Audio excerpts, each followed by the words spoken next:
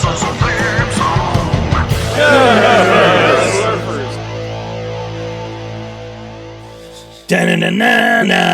love our theme song. It's just my favorite. I've got it on a loop on my phone. It just plays over and over again. Brent has promised he's going to turn it into a ringtone, and I am going to hold you to that. Welcome, nerds, to episode 3 of Nerdherfers. Along with Micah Donahoe and Brent Williams, I am your co-host, Larry Brantley. Thanks for joining us again. And gosh, it's good to be outside again. We are out here once again on Brent's patio. It is a lovely spring-ish evening. We've got a fire going.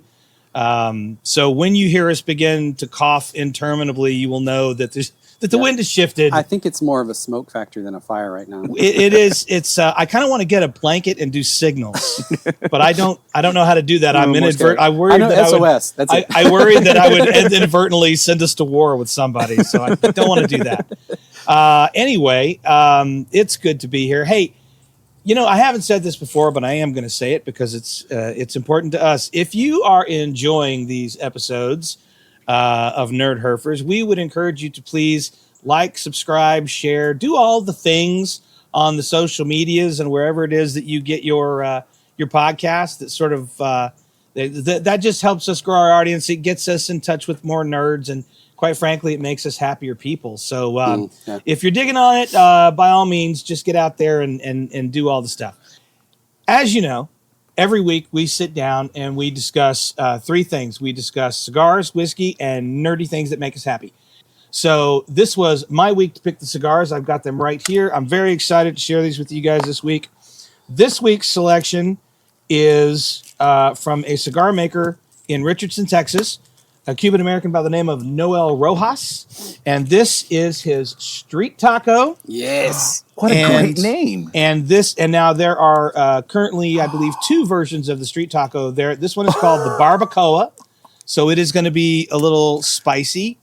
And then they've got one called that they just came out with a couple years ago called the Carnitas, which is a little milder. Oh, that's fantastic. I believe I actually had this. I think you recommended this to me because they used to carry them up. Oh, man. I love this cigar. This is so a much. label I am not parting with. Isn't that awesome? That so let me give you a quick creative. rundown on the Street Taco. So Noel is from a Cuban family. He's been living in Texas for a while, has a factory in Esteli, Nicaragua. So this cigar is a classic Robusto. So one thing Noel does is he never does big ring gauges. So you'll never see like a Gordo or anything, bigger than like a kind of like a long Churchill from Noel. He just doesn't believe in big ring gauges because he's Cuban, and this is the size of the cigar that you smoke. This particular cigar has got an Ecuadorian Sumatra wrapper on it. Yes. Yeah. And then it's the binder and filler are all Nicaraguan tobaccos. Some of the notes you'll get. So before we get going, we're going to start doing this properly. Yep. So the first thing you want to do with a cigar is you want to nose it a little bit. Smell the Sumatran wrapper. Smell that Sumatra wrapper. And then this one's actually got a closed foot, so your nose isn't going to tell you a whole lot about that. Now we're going to do a cut. I noticed somebody, you punched, right? I'm a puncher. You're a puncher. Well, I like to cut my cigar straight. And then we have to do our cold draw. Yes. But I also encourage you, before you do that, to get in there and smell that. So what are you guys getting off of that? Well, not much because I've had a lot of allergies today. Ah, yes, indeed. I'm waiting for the campfire smoke to dissipate. That's right. So I'm getting like cocoa and like and hay. post oak. I'm getting that too. Mike is getting post oak right now. Post oak and fire starter. Post oak and fire starter. It's good. All right. Well, so we light up, boys? Yes, I definitely get cocoa. Yeah. I just did when I did my cold draw. There was actually a little spice in the cold draw. Mm-hmm. Oh, there is. A Yeah. lot of people describe it as red chili pepper. I can taste that too. And once you fire it, it becomes a little more pronounced. But there's a creaminess to the cigar that even for people who say they don't like spicy cigars, there's a creaminess that balances it. One of the things that Noel is really great at is he is one hell of a blender. Always has been. And Give me some cherry off. so, well, it's whatever your nose is telling you, bud. All right. Right? Well, Shall we fire? Yes, let's go. I'm going to toast and fire. Here we go. Yes, it gets very quiet here while we're doing this. So we're all like in our own little worlds right now. Oh my goodness. Woo. That is a spicy retro hail. Wow, yeah. Yes, it is. That is a spicy retro hail. I like that. Wow. So right. we will come back to the cigar in a moment, but I want to acknowledge real quickly my friend Noel Rojas and the national sales director for Rojas Cigars, my good friend Albert Cisneros, who just got back from PCA. I hope it was a very successful one for you, brother. We're just giving all the love to Rojas tonight. Yeah. So the Rojas Street Taco Barbacoa is our cigar. I do believe Mr. Williams was responsible for the bottle this evening. It was. Okay, so I'm going to treat you guys. I love being treated. Yeah, me too. So much better than the other thing. Yeah. Again, I'm sorry it's not a bourbon. We'll get back to bourbons, I promise, Micah. That's okay. When it's my turn, it'll be bourbon. I am. So we're going to go with it's a single malt whiskey. Yes. It is made by a company called, depends on where you're from. That's a weird name for a company. Yeah. Don't you think? Very, very it's creative. called, It depends on where you're from. It's called Andalusia if you live in Texas, or Andalusia if you live in Spain. Andalusia. Andalusia. And made by a couple of guys, started by a couple of guys who used to work at Real Ale Brewing Company. And one was the microbiologist, the other was the lead brewer. They kind of stepped out on their own and started this distillery. One of the reasons I love this whiskey, which is called Stryker. Ooh. Oh. So being fluent in Spanish, I pronounce it the way you're supposed to pronounce it, Blanco, Texas. But if you're from there, you call it Blanco. Is that true? It is true. Natives of Blanco, Texas say Blanco. Blanco, yeah. If you say maybe Blanco, we don't you will get corrected.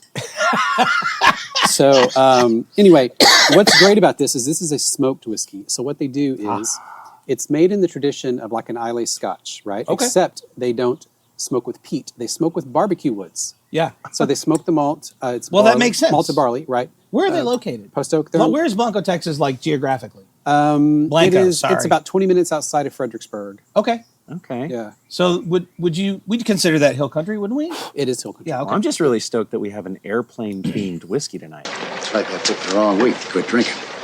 Yeah. So anyway, this is one of my favorites. It has No been one? for a long time. So we will get this started. You can do it. I believe in you. Well, I just don't want to splash it everywhere. All right, Micah, since you're far away, Micah? I'll start with you. Thank you. Thank you, sir. All right. This is always my favorite part of the show. We're getting whiskey. Our cigars are lit. We're getting whiskey. All right, We're getting ready to- Also, I want to do this the proper way. So we'll start with the nose. Yes. Wow, look at that. Look at that color. Guess what you're going to He likes nose in me it? more than you. Oh well, there's a whole bottle left. We got lots of time. All right, on So the nose. I'm looking at the color first. All right. So I don't know how long this whiskey has been aged, but I guarantee you that it looks older than it is. I'd be willing to bet. Okay. Because that's not even honey colored. That's like deep amber. Yeah. Ooh, hello. Getting some floral notes on the nose. Yeah. I'm trying to figure out what that is. I get honey for sure. Yeah, honey. it's almost like like a little lavender or something. I was gonna say Floral. wildflowers, Floral. but yeah. I think that's actually one of the notes from the distiller is floral. Getting ready. I'm going in. All right, here we go. On the palate. All right. Well, that's interesting because the smoke hits me at the back end. Oh, you're right. Usually, if I'm drinking an Islay Scotch that's really heavily peated, that's going to hit you right up front. Yep. But that slid past, and then the smoke announced itself to me at the back end. That's fun. Yeah. All the floral just went away in the taste. So I Really? get it on the nose, but when I taste it, it's completely gone. So I know it's cliche, but vanilla and caramel, Right. Right? but definitely honey, Definitely. especially on the finish. I'm getting honey. Mm-hmm. The finish is not very spicy. No. No. We'll leave that to the which cigar. is good. Exactly. Yeah. It's going to counter. I mean, Very nice. that is a super smooth finish. It's Yeah. like a creamy finish. Mm-hmm. Yeah. Well done, you. It's nice. I'm glad to see that the good folks in Blanco, Texas are still doing it right. So We're smoking a Rojas Street taco. We're drinking a lovely bottle of single malt whiskey from Blanco, Texas.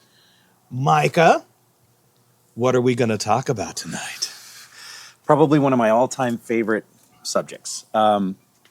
So something very near and dear to my heart for many, many years. Is that the Confederacy winning the war? Dude, favorite your subject? timing is off. He teed that up for you so well. And I was like, I had something on the tip of my tongue, but I was like, wait, Brent's got this. And then nothing. Just nothing. I got to get the spice out of So it. disappointing, man. Carry on. Thank you. So, Loser. Ugh. one of my favorite I said directors of something. all time is John Hughes. Yes. John Hughes arguably gave us some of the most Inappropriate. true to life at the time teenage experiences. He had his actors go into high school.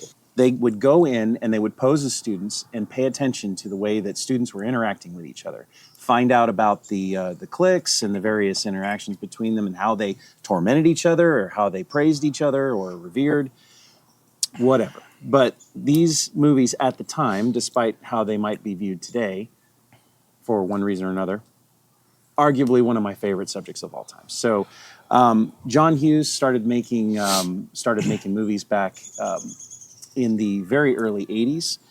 He worked for National Lampoon. I was going to say that Yes. part I knew, which if you think about some of the alumnus that came out of that, Yes. Harold Ramis. Harold Ramis, Michael McKean, Christopher Guest. Yes. And the stories that I have heard or read or somewhere are that these guys, including Hughes, used to get stoned and then they would go into the recording studio That's fantastic. and just start recording stuff. And then they'd wake up hours later and see if any of it was usable. And they put it on an album. That's funny. That is fantastic. Yes, it's been quite an interesting ride. I know that when I was growing up in 1985, I was actually living in a little town called Glen Ellen, Illinois, which incidentally is where the movie Lucas is filmed back in 1984. That actually happened a year before I moved there. But later on, when Ferris Bueller came out, I was living in that same area where all of that was supposed to take place, despite the fact that portions of it were filmed in LA, except for downtown Chicago. Ferris Bueller's house was actually in LA. Okay, that is interesting to me because I would have guessed that was a Chicago suburb. Kind of looked like it too, especially with the neighborhoods that I grew up in. But let's go back to Hughes as a guy. Not only did this guy direct some of the most significant movies, certainly of our teenage years, because I'll tell you the truth, I resisted going to see John Hughes movies for about a year or two. My friends were talking about them, and I was resistant because they were popular. And I was in my phase where if it's popular, I'm not doing it. Yeah, I Man. know a lot of people I like listen you. to Judas Priest, man. But then I went, and I can't remember the first Hughes film that I saw. But my first thought at the end of the film, and it might have been Breakfast Club, my first thought was, there's an adult who understands us. He gets it. Stated in the very first caption of the movie was that quote from the David Bowie song. So go check it out. I'm not going to quote it. But not only did he direct some of those, but he wrote some films. He wrote all of them. Yeah. Yeah. But not just Well, the no, films he he- directed. he actually He wrote wrote- Home Alone. Yes. Yeah. And what are some other ones that I'm... He did some of the sequels too. He did all the sequels. He actually did Home Alone 1, 2, and 3. So one thing that's important to note is that John was the writer on all of his films. There were only certain ones where he was actually director or only producer. Right. And I think it was sometime around 1991 when he stopped directing completely, and he would do some producer work or just writing work. But he really kind of fell out of the public eye at that point. Do you know why he did that? I don't. I'd have to actually go and look that up. But I think that what I do know about him is that he was very introverted. And after a while, he wanted to live his life peacefully. They had a house over in I think it was called Lake Forest up in Chicago. I might have that wrong. But I think you're right. But he had a beautiful beautiful house, 11,000 square feet on 5 acres. So he didn't want to see his children at all. Private beach. And it was very, very close to the neighborhood that he grew up in, Northbrook. So that area over there, it was Northbrook High School, where he went to high school and graduated. And incidentally, where he met his wife. Was that the high school that had the facade where they did Ferris Bueller picked up his girlfriend? Yes. Was that the high school? As a matter of fact, yeah. And that was actually on the side of the building. I believe that there was so the front of the building was the actual front, but there was an art division. Thank you. An art division of the school that was off to the side. It was an entrance that was a school of art, if you will. Yeah, they have those. Favorite John Hughes film and why? Oh, Weird Science. I mean, come on. How can it not be Weird Science? 2 teenage boys use a computer to create a beautiful woman with magic powers. And I don't know every 15-year-old's fantasy. I don't understand why any other movie even ranks close to that. When I saw that movie, I was still at the age where I thought that was a viable option. Like, certainly we have the technology to do this. They're just showing us what we can already do. Yeah. But I wasn't Anthony Michael I Hall, really wanted us to wear bras on our heads tonight and try to conjure up Kelly LeBron. What about you? What was your favorite Hughes film? Or is that pretty? Wow, really? Okay, say why. So at the time, I could fully relate to the Ducky character. I was going to say, because you were Ducky. I was going to say it. I have no. Only later in life did I secure some of the confidence that I needed to really talk to women and enjoy the fruits of that. But before I could relate to the Ducky character, I had crushes on girls that saw me as nothing but a friend, and I was like, friend zone. I thought to myself, he just dresses really cool too. And at the time, it wasn't cool. Right. Yeah. And that's okay. So wasn't there an alternate ending to the movie, or maybe the original where she gets with Ducky? They had it. Thank you for bringing that. So they had an original ending where Ducky ended up with the Andy character. And what happened was they put it in front of test audiences, and they absolutely hated it. And so what happened was they reshot the ending where she ends up with Blaine. Ugh. Now, here is a really, really cool portion of this, because another movie that John Hughes did was made because he didn't like that at all. He wanted that ending where the underdog got the girl. And so what did they do? They made the movie Some Kind of Wonderful. Yeah. And if you put Pretty in Pink and Some Kind of Wonderful next to each other, apart from like small differences, the plots are the same, but the underdog, Watts, gets the prize at the end. Wow. That's interesting. And I loved it. And that was that Mary brings Stuart me Masterson? to Is that Some her Kind of Wonderful being my close second. Okay. Out of respect for the man. What was her name? Mary Stuart Masterson? Mary Stuart Masterson? Was that her name? Yeah, I believe so. Yeah. Mary Stuart Masterson. Yeah. Yep. Sorry, I just had a moment there. Everything's okay. Not to worry. She played Watts. It's all She was good. a drummer. It's all She was a good. badass. And she had those wonderful quips with the guy that looked a lot like Robert De Niro, but not Robert De Niro. Right. Yeah. So before 2 nights ago, I think I would have said Weird Science for all the reasons you just gave. Larry, don't abandon me now. Well, No, go on your own. Be your own man. I admire you, and off you go. But 2 nights ago, I rewatched, because it was the only one I could find that I didn't have to rent or buy streaming. I watched The Breakfast Club again. Oh, yeah. That's a great one. And I absolutely forgot how completely awesome that film is. It took me right back to high school. The fact that he bookends the film with the letter, setting it up, and then, halfway through the film, you've completely forgotten that you've already heard that letter spoken out loud.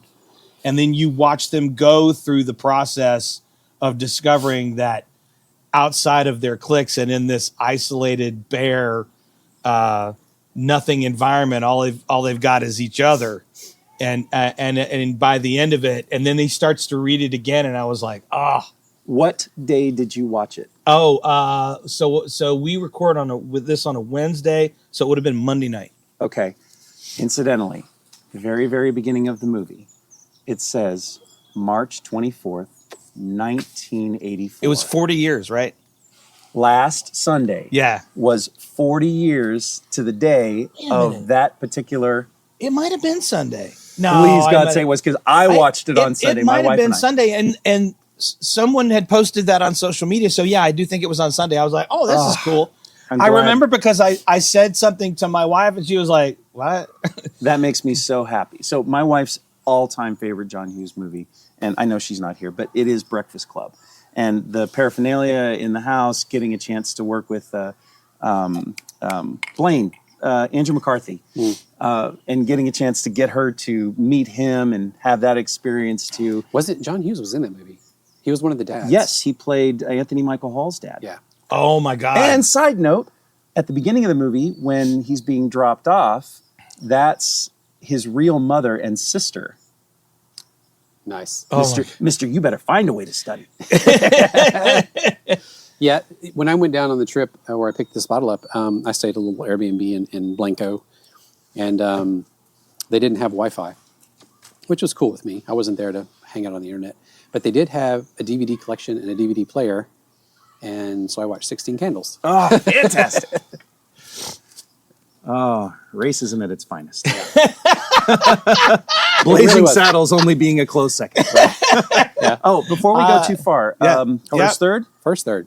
All right, let's hear your notes, boys. Or also known as the hay. The hay. Don't hold back. Tell me what you think. Because I know you're more of a Dominican guy, right? I think. We're still teaching him. You have to. No, I will admit this freely. My experience with cigars and diving deep into all of this has become, these particular sessions we've had together have been educational. I'm glad to hear it. So give me your thoughts on the first third of the Rojas Street Taco Barbacoa. Well, I'm definitely getting the tobacco. Oh, we're not doing that anymore? We are going to drive that. Stop it. I'm just going to start kicking that dead horse right now. No, the spice is prevalent through everything, every draw that I've had so far. Definitely getting like a raw cocoa. Yeah. Okay. That like no sweetness to it, but just a real raw cocoa flavor, but spicy. Almost, I'm getting flashbacks from the movie Chocolat. You know, where she's mixing chili powder and chocolate. Oh, it's a good little independent film. Okay, never seen it. I'm actually getting, don't laugh, because maybe I'm just being influenced subliminally by the name, but I'm actually getting like a taste that reminds me of like flour tortilla. Or and meatiness. Right? Yeah, and a meatiness. This is a really good bottle, you guys. Well done, Well done. Keep going.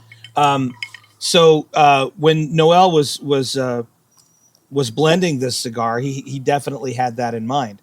Subsequently, he went on to create one that was a little lighter for people whose palate didn't run toward the medium full like mine does. And he called that the carnitas, which, if you know anything about that, that is like cooked pork. So it is a little lighter. It's the other white meat. But tell me, so you said you're getting like some flour tortilla. So that to me is going to be like mouthfeel, right? You're getting that mouthfeel of like bread. But I definitely, on the tasting note, I was going to say it tastes like some type of meat. Definitely the spice, but also some type of meat. Yeah. So to me, I would translate that tortilla mouthfeel as creaminess, which I think at this point in the cigar, because I'm sort of getting into my second third here, really counterbalances the spice for me. Now I've had a bunch of these, so I'm used to it. For people who have never had the Street Taco Barbacoa before, it can hit you in the boo-boo like right out of the bat. Well, I'm a big fan of it. I've never actually had this one before, but as you know, I lean more towards a dark cigar. That's full-flavored, full-bodied. Yeah. So that being the case, I've got a lot more Nicaraguan blenders to introduce you to. It's really funny because we talked about that red pepper. I'm getting that taste like on the lip. Yeah. You know? So a lot of people, especially when you get into the middle of this thing, are going to tell you that they can feel it on their lips and their tongue and their cheeks. Almost like not Pop Rocks exactly, but that tingly feeling. Yeah. So well, good. Yeah, I'm getting all of that too. But like I said, I've smoked a lot of these and I just love them to death. Getting back to the topic du jour, I'm taking a drink of whiskey now. That's so good. I kind of wish everyone listening to this could be here with us. We're gonna, you know what we need to do? All right, I'm going totally off topic here. Go for it. But we need to do this at some point when we've built our audience up enough, and that's on you guys. I'm going to say this a couple more times tonight. If you're digging our conversation, if you like being a part of it, please like, subscribe, share, tell your friends about us, because at some point I would love to do exactly what we're doing in front of a live audience. Oh, that would be fun. Wouldn't that be fun? With audience participation. Absolutely, Yes. audience participation. Now, I've done a couple of those before. The best one I ever did Rocky was Horror. Kevin Smith, actually. Oh. Yeah, so Kev Smith was like a pioneer of podcasting. If you don't know the name, in the 90s, he was the guy who sort of launched the independent film movement with a little movie he did with all of his friends and family called Clerks. And subsequently, Mallrats. shot and became, the guy that was the independent film, like, sort of genius. Huge fan. And But when he got Jay into and Silent Bob. podcasting, That's right. and he's a nerd like us. He's a nerd like us. And when he got into podcasting, one of the first things he did is, because he already had a big audience, he decided to take it live. And it started with meetings in bars and stuff like that. And very quickly, because it was Kevin Smith, he was doing selling out auditoriums. Yep, and I went to everything. one. And that's what I said. Yeah. And it was so much fun. I laughed my ass off. The interplay between him and Jason is Jason just Hughes, yeah. fantastic. And then, we would have guests on and stuff. But keep that in the back of your heads, boys. One of these days, we're going to invite all of our nerd friends who listen to the podcast to a live. Of course, for all I know right now, the people who are most listening to us are in Maine somewhere. I mean, I don't Actually, looking at some of the geological locations. Did you mean geographical? Geographic. Or were we going to have a discussion about how much rocks? whiskey have I had? I don't know. I don't know. How I just much know did you that if start we're having before a us? geological discussion about the podcast, it's going to just not go But very far. anyway, we actually have some listeners from Russia and in Europe. Awesome. Well, Yeah. So, very surprised. спасибо, товарищ. That's all. Nostrovia. Nostrovia. Nostrovia. Everybody, grace Nice your glass. driveway. Nostrovia. Boom, boom. Here we go. Nastrovia.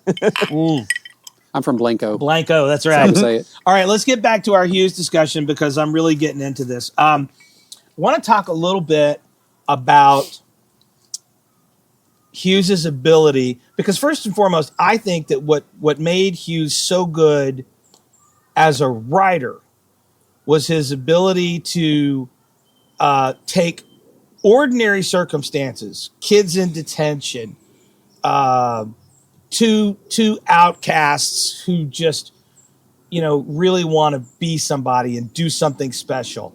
Guy wants to get the girl. Two guys stuck on the road together, perfect strangers, not uncommon, and make such a rich character arc out of that. Yeah. And I don't know enough about Hughes as a person. I just know that he was able to tap into the humanity of his characters. Well, you look at movies Absolutely. like Uncle Buck. I love that movie. And it's Yeah. all in the relationship between John Candy and That has a very Denise. solid Yeah. fan following. Yeah. Uncle Buck's probably not one of my favorites, but I did enjoy it. Why not? I don't know. I don't know if I can give a really valid. Maybe I haven't watched it enough. Maybe I haven't given it enough go to really latch onto the jokes like I have on the other ones. If you're about to say you weren't a fan of John Candy, we're going to have to take a break while I beat the crap out of That's you. never going to happen. Okay. I'm never ever going to say that. But I can tell you that. Oh my gosh, I just read it today, and I had no idea that he had written a screenplay for National Lampoon before his arguably most famous "Launch You Off the Planet" one, which was Vacation. Yeah. Yeah. And I read today that he actually based Vacation after his own family, after one of his own Nice. road trips. Now, of course, it was embellished, but it was definitely modeled after his experience. Well, with it makes his you family. wonder. I mean, the movies about the teenagers and stuff, if that was him, him growing up, that's why he could relate so much. Definitely the underdog. Yeah. So, based on what I know of him, he said that he was always kind of alone. He was part of I think he was part of a military family. They were moving around a lot. Once he finally got to a place where he had settled, He went to junior high in Illinois, and I think it's something Morris Middle School or something like that. But people that fact check me on this particular episode are going to go, "Oh my God, this guy doesn't know anything about John Hughes." Listen, consider the source, folks. We're smoking cigars around a fire pit and drinking whiskey, and just talking about stuff that we love. We do a little bit of homework, but if we get a couple of things wrong, please try to have a little grace. If you want to blow us up in the comment section, you totally can, but we don't care. We usually don't fact check until after we release the episode anyway. So. Let's go back and see if anything we said was actually true. Do you want to do that? Yeah, I mean, one of the things Why I not? really enjoyed about that is that when he went to Glenbrook North High School and graduated from there, he met his wife there, who was a cheerleader. And so taking that piece of information and saying, okay, so this guy was kind of a recluse. He didn't have a lot of friends, but he landed a cheerleader. Go John. Way to go. Well, I mean that is a happy ending if you're a not popular and guy. Married to her until the day he passed. And yes, he was like 59 years old. Yeah, he was. I think he 59 or 50. Okay, but man, what a legacy to leave behind. I mean, so and lest anyone think that John Hughes only made movies for his time. My daughter, who just last weekend turned 21, started watching John Hughes films when she was like 13 or 14 and could absolutely relate to the characters. Yep. 100%. So this is what I think makes a great filmmaker and makes a great writer, is that they are consistently able to... Do you have a covey of baby chiclets somewhere hidden out there? Man, we're kind of out in the country. It's springtime, and you baby. understand it. It is springtime. And see all the trees, Larry? Yeah. Guess what's in trees? I didn't know if in addition to growing your own tobacco leaves, you had also decided to raise your own chickens. I just wanted to clarify that. Anyway. Which, by the way, Brent's babies are getting so big. They are indeed. You should They are probably getting ready post to some go pictures. into preschool. I should, yeah. Yeah. Yeah. Yeah. Yep. You're going to hold their hand. Yeah, on their first please day. post some pictures of this. I'm going to hold up a sign. Don't cry. First day of Daddy school. loves you. You know, was actually something really, really cool I found out today. I had no idea that he wrote Mr. Mom. Yes. Oh, wow. I had no idea. That's a He- great he movie. did. And it's one of my And- all-time favorites. And it launched Michael Keaton's career. I love it. I mean, of course, there was Best Night line Shift. in the movie. Best line in the movie. We all know what it is. Go ahead. Yeah. Hit it. 220, 221, whatever it Whatever it takes. takes. No, what'd you use? Yeah. Did you use the 38, 38, 39, whatever it took? Yeah. That's But such a that good was movie. that. So that was and when I was doing my homework on Hughes, that was the thing I learned, is that he was a much more prolific writer than he was a director. Yeah. But the movies he directed were so impactful on our generation, but they also transcend generations. Yeah, I was going to say when you were talking about that earlier. I mean, they were made when we were teenagers, right? Yes. And so we 100%, Especially when you two were teenagers. right? We 100% related to them. Shut up, child. But I'm saying what he does is he captures the teen angst, everything teenagers deal with, which is timeless because that doesn't change. Yep. I mean, Certainly didn't for mine. You're dumb and you don't know anything. right? Holy Right. shit, where have I heard that before? But Oh, I mean- yeah, but I I mean- said that. But even what kids deal with, like today, I wouldn't want to be a teenager today. No. There's so much more you have to deal with. I wouldn't survive. The core issues are the same, but the delivery method is different. Oh, absolutely. Right. Yeah. Yeah. I mean, we didn't have to worry about Social media. if we made a mistake, it wasn't all over the world the next day. Yeah. It was our friends told everybody in school, which was our world at the time. Mm-hmm. That's as big as our world got, right? Well, the good news about anything that I did, people didn't believe anyway. So it would be like, yeah, did you hear what Larry did over the weekend? And they were like, no, we know Larry. That's bullshit. He wouldn't do that. You know what? I like to give props to the kids today that actually have to deal with social media. Yeah. I mean, the fact that we didn't have to deal with social media and that the exposure that they get or the ridicule that they get, I feel like they deal with that anxiety on a much grander level. Yeah. I have a very strong suspicion and belief that if Hughes had lived, he would have already done a film where that was the focus. 100%. I You know wonder what if I he mean? would have remade one of the films. like Breakfast Club I for today. hope not. I don't think that John. And I don't think he needed to. But He maybe, never- but maybe you wouldn't call it Breakfast Club, but it would be similar to something like that. Maybe he wouldn't right? have done that so much as like what he did with Pretty in Pink and Some Kind of Wonderful, because he didn't get his way on Pretty in Pink. I loved Pretty in Pink, but that's why Some Kind of Wonderful happened. Right. Because he wanted to make it the way he wanted to make Right. it with no intervention. And it's like, if the test audience doesn't like this, Well, see, but I do think guys like Hughes paved the way, stay with me, with you. for guys like Tarantino. Mm. And the reason that I think that is because, you know, John Hughes had to go make a whole other movie to get the ending that he wanted. Yeah. But he paved the way for independent filmmakers. Now, granted, so the film that I'm thinking about in particular is Tarantino's most recent film, which was called Once Upon a Time in Hollywood, which, by the way, is my daughter's favorite great movie. Tarantino film. It is a great movie. Hands down. But the reason she loves that film is because she was home on break from school, and we went to a 9:00 showing. It's a 3-hour movie. And I said, before I will take you to see this film, yes, sir, we will absolutely top you off. Yeah, I like this a lot. I said, before I take you to see this film, I need you to do some homework. I need you to learn about Sharon Tate, Thank you. the actress. I want you to study up on her life. I want you to study up on the Manson family. And I want you to understand in real life what happened. Then we'll go see this movie. And so it was amazing to me that my daughter, who I think was like 18 or 19 at the time, we saw the film. And spoiler alert, if you haven't seen it, there's some spoilers coming. At the end of the film, Tarantino rewrote history the way he wished it had come out. Well, Which was the bad guys get brutally murdered, yeah. and the protagonist of the story's career gets, you know, he was a down in the dumps actor, and now all of a sudden he's in with Sharon Tate, and now happy ever after. It's kind of like Inglourious Bastards, right? The ending of Inglourious Yes. Bastards. Yeah. I mean, when Yeah. they just turned Hitler into Swiss cheese. I mean, oh my gosh. I mean, we all, That was- you know, and that's what, I mean, to me, that's what movies should be about, right? And that wonderful it's Swiss like, cheese thing that you just mentioned, also in Reservoir Dogs and Django Unchained. Yeah. Yeah, true.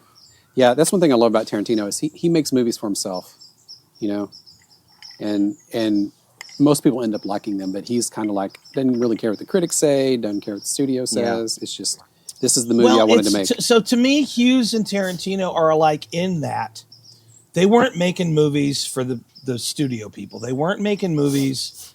They were making movies for themselves. Yeah.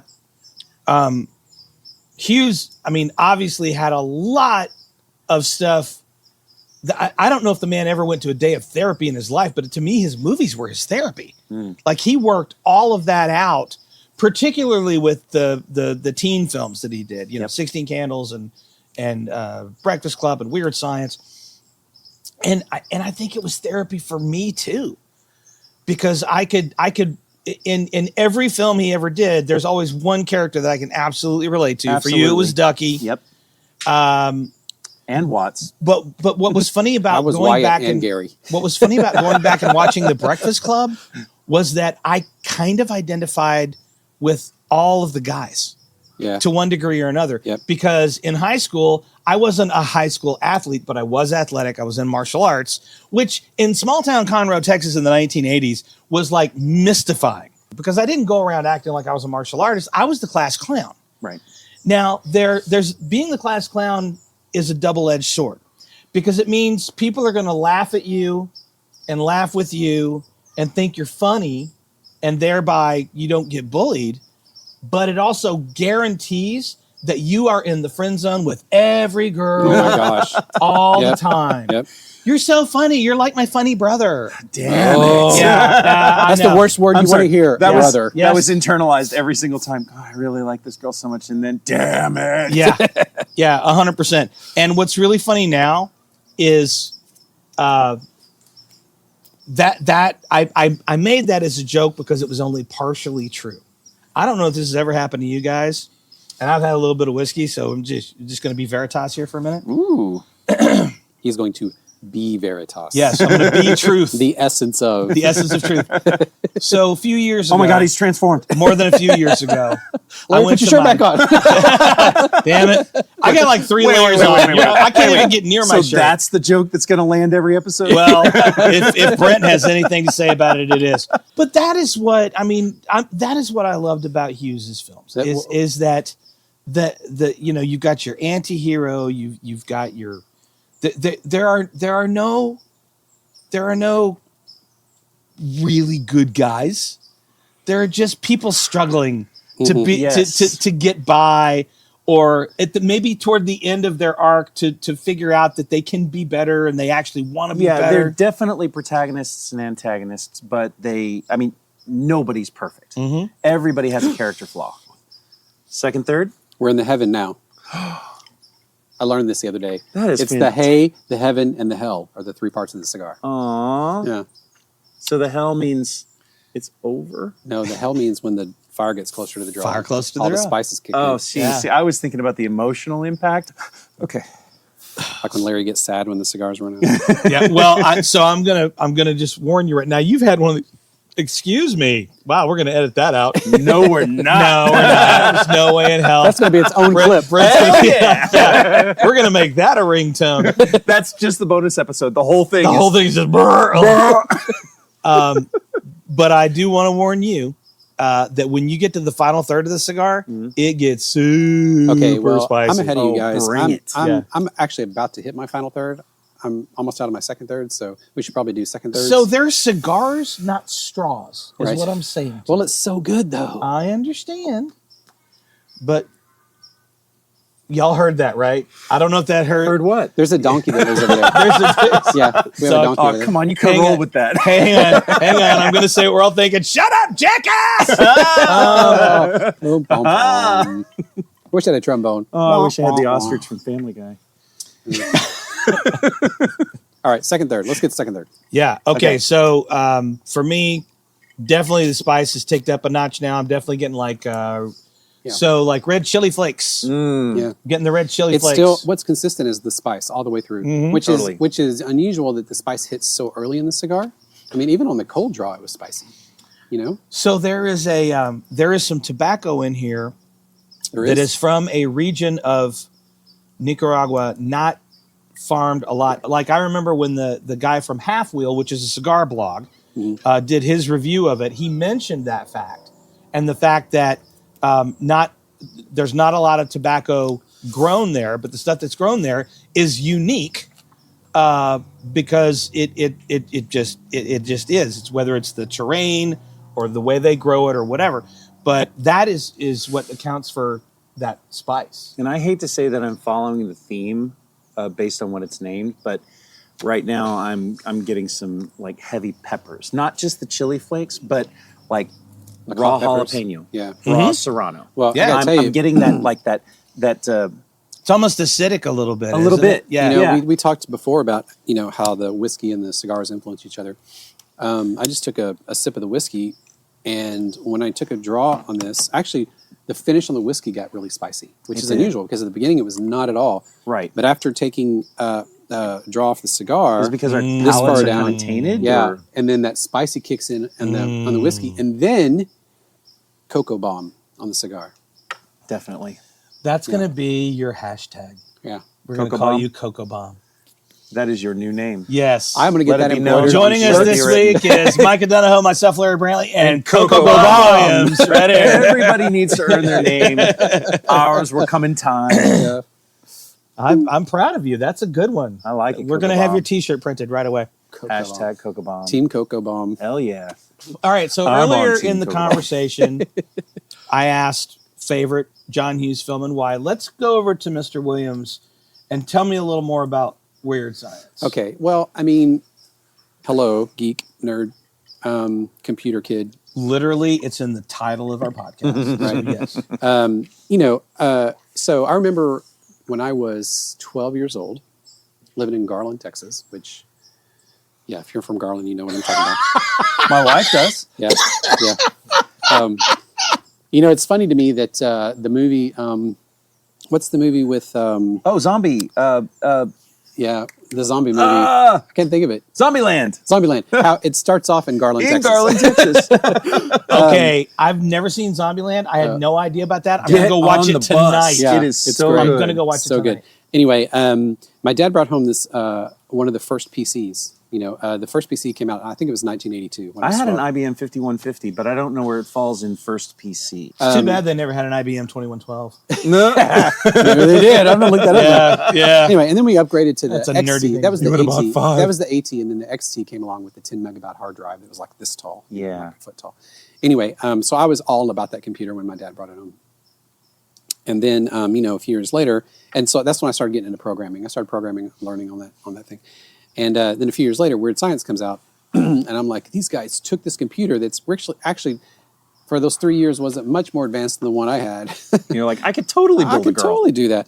But I mean, I don't know. It's just, I think a lot of it revolves around, chubby kid who's funny, which, You were chubby?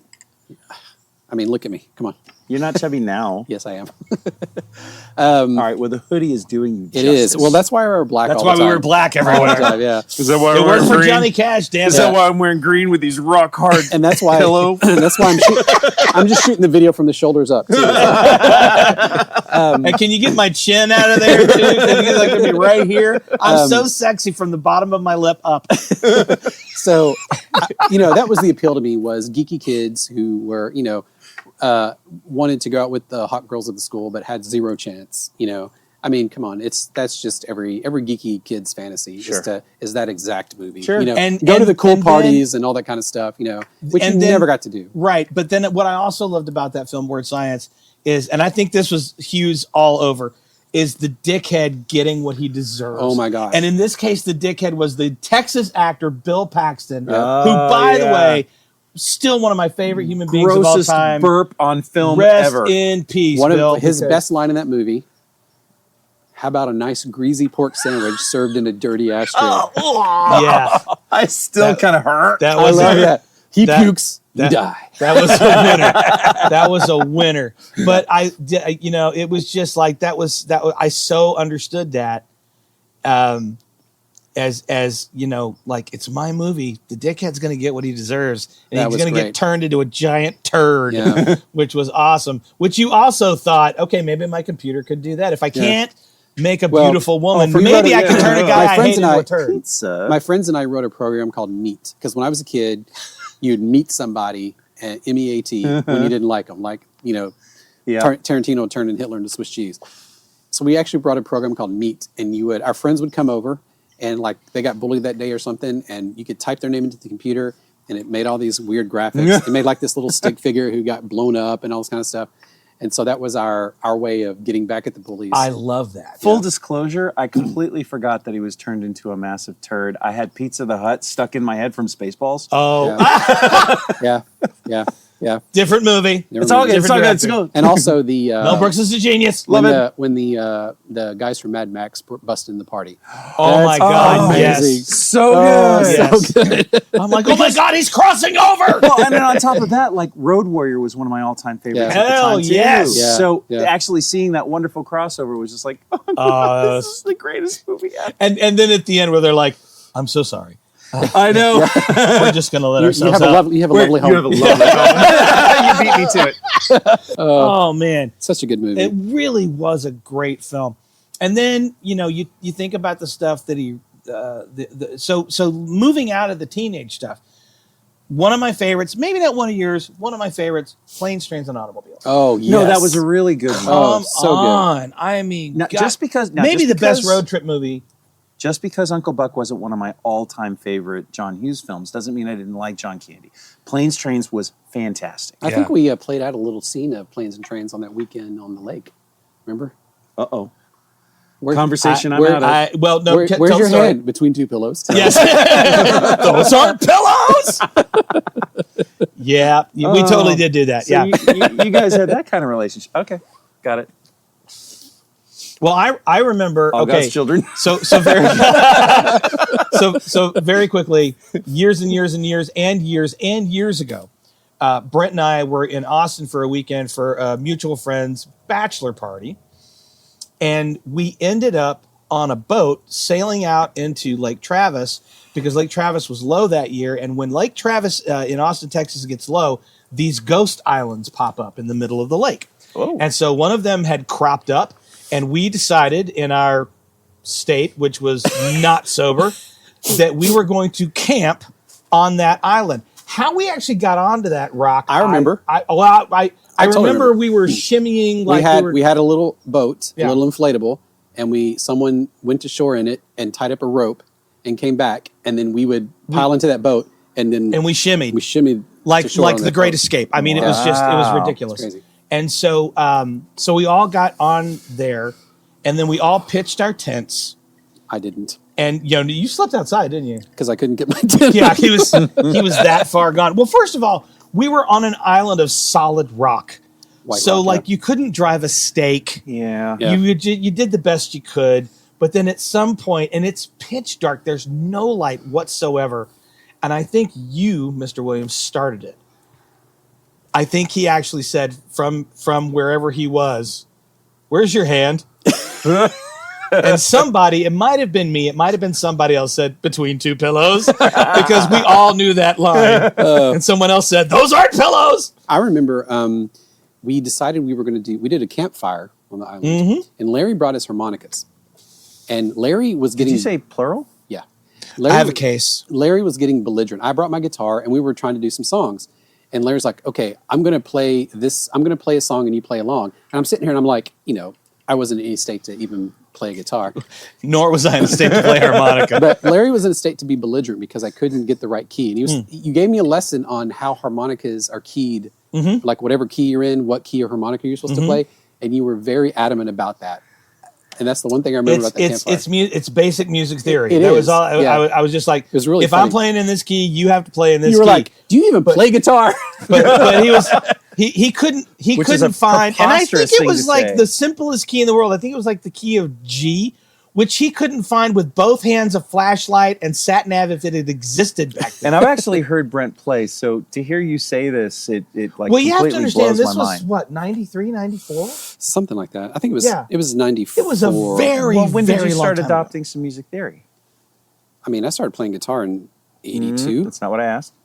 Music theory. I started in 82. I mean, Oh. I started with theory then. Also, keep in mind, Well, we now were all... I feel bad because he said that you can't play in the key of G. Well, I No, couldn't and that night. that night. Exactly, I that couldn't night. that night. By the way, I'm pretty sure at one point I vomited into Not my like you were harmonica. singing. So, yeah. Well, my best memory from that night was, I couldn't get my tent going. So I just kind of like, whatever. He just laid rolled in out. my sleep bag, went to sleep, woke up the next morning, and my arm is dangling. And I'm like, what the heck? And I open my eyes and I start to roll a bit. Then I stop myself because my arm was like lower than me. And I looked over and I was slept on the edge of a cliff that was like a 40-foot drop. It was. Oh, I think you mentioned that in the first It episode. was. So I'm glad that you stopped yourself from rolling off a 40-foot Thank you ledge for not rolling off a cliff. at our friend's Yeah. bachelor party. All right, we are in the final third of our Rojas Street Taco Barbacoa, and I'm going to fire it over to Micah. Give me your thoughts, my friend. I warned you that it was probably going to go even more spicy at this point. So tell me what you sure think. is. And one of the nice things is that I enjoy spice so much. My man. Never heat, just to preface, never heat for heat's sake. You have to have flavor, and this certainly does. I admire that. I do, because I know guys who do the heat for heat's sake thing. Like they just want to prove to you how tough they are as far as that is concerned. Yeah. And I'm like, man, if I can't take, like, if it murders my tongue, never heat for heat's sake. You want to have some flavor still toward the end. Is that working for you? Absolutely. So, And- hold on. He was drawing there. Now take a drink of the whiskey. Yeah. Holy. Yeah. And it's like a transfer, too. Yeah. So, not only heavy on the spice, the pepper thing that I mentioned before, but also transfers straight over to the whiskey. It's almost like a spicy caramel. Yeah. So I'm getting my final third. Now my tongue is Tingly? tingly from red pepper. Yeah. And it tastes like red pepper flakes you get for pizza. Yes. I feel like I just had that. Yeah. By the way, full disclosure, we had pizza for dinner. So But no red pepper. no red pepper flakes. Dadgummit. It's your No, fault. because I we blame knew you we for were that. getting it in the cigar. So why would we put red pepper flakes when we could just like tip our ash on the We pizza? did do some, what was it, Cholula? Cholula. Yeah, I like to throw a little hot sauce. You on my know what's pizza. interesting to me? Sumatran. So I did get the cocoa, like I said, but I'm not getting like leather or earthy tones. No. Which No, is- it is like which full is force amazing. pepper. Yeah, it's just spice. Like it is left but behind. like you said, it's flavorful spice. Totally, and Yeah. it's left behind all of the notes that I picked up before, all the hay, all the leather, all the pepper. Let me ask you this: have you ever had traditional barbacoa? Yes, Have you? I have. I So, have. okay. And I'm having Oh a my hard gosh. time actually making an association between the meat flavor, and maybe that just comes with a few more of these. See, to me, it is the spice that is the meat for me. Yeah. Oh, Because I've been to a gas station in San Antonio well, where then they had real barbacoa. Yeah, and if you don't live in Texas, you need to understand that the gas stations contain the best street tacos of all time. 100%. You don't It's go also- to a restaurant. No, And also, every time you eat at a gas station, it's like getting an immunization. no, he's right.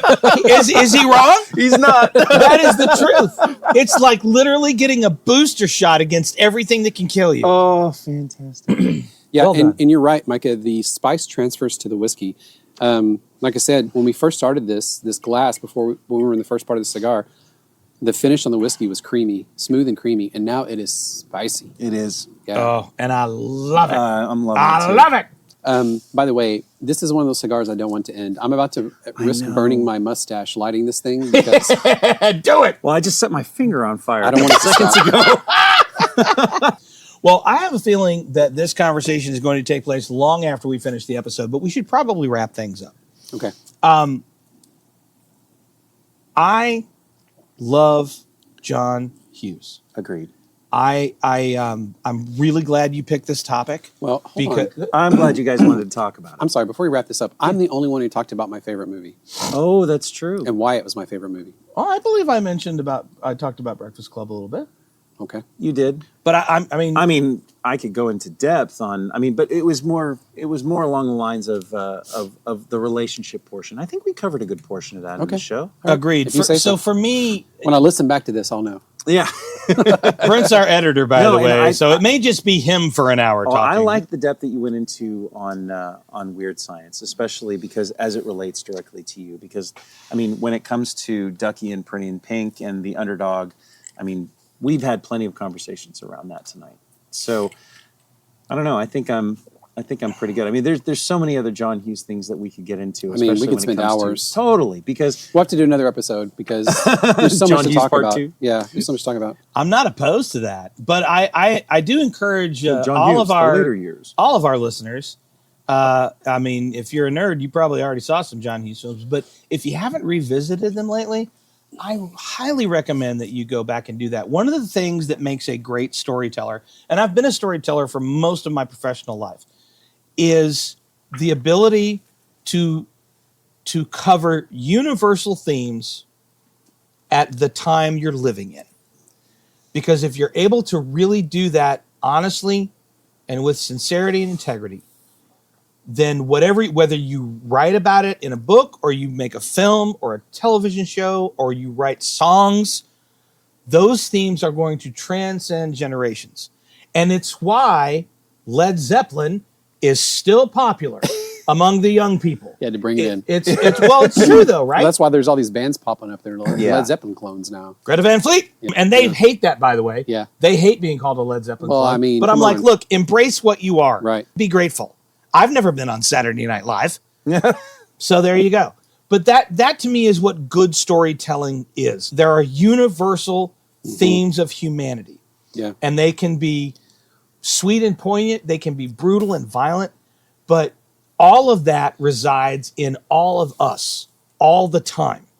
We have to choose every day if we're going to be the good guy or the villain, or if we're going to be somewhere in between and ride the fence.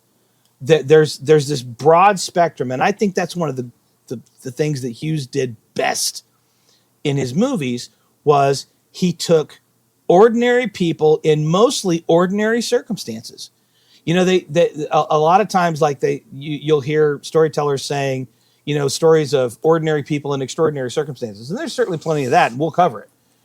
But ordinary people in ordinary circumstances still have these wonderful, rich stories to tell. And I think that's one of the things Hughes did best. Yeah, I mean, I have to agree with that. I think, John Hughes was an education. His movies were education.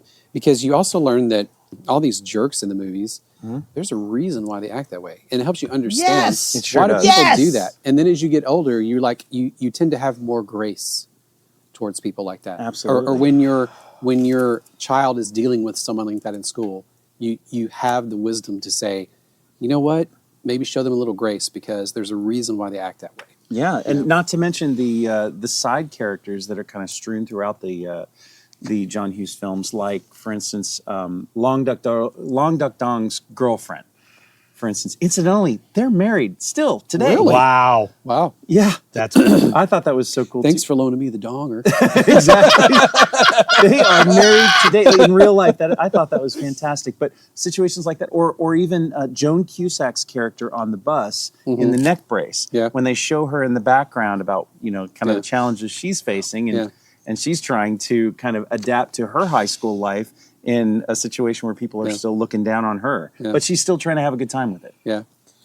I love it. So, we're all huge John Hughes fans, obviously. Highly encourage you all to go out and revisit the John Hughes library. If you're going to do that, or if you have a favorite John Hughes film, absolutely comment about it. Let us know. Wherever it is that you get this podcast, there's always a comment section. Feel free to blow Micah up. It's fine. He doesn't care. It's true. But let us hear from you. We really do want to hear from you. And so that's it for this episode of Like and share, Nerdherfers. comments. Say again? Like and share, subscribe. Yes. Like and share, Like and subscribe, share. do Help get the all word of out. the things. Help us get it out there. Yeah. Thank you guys so much again for tuning into this episode of Nerdherfers on behalf of myself, Brent Williams, Micah Donahoe. Donahoe. Okay. Remember that thing you said about how the more you drink, the easier it gets for you to speak Well, that's Irish? because I'm not. Maybe you should just talk That was in a total Irish. lie. Let's try I this got a one more crazy time. idea. No, Why don't- let's try this one more time. Try that one more time. This is our sign off. On behalf of myself, Brent Williams, and Micah Donahoe, I'm Larry. Thanks for joining. We'll see you next time. Good night, everyone. Live long and prosper, everyone.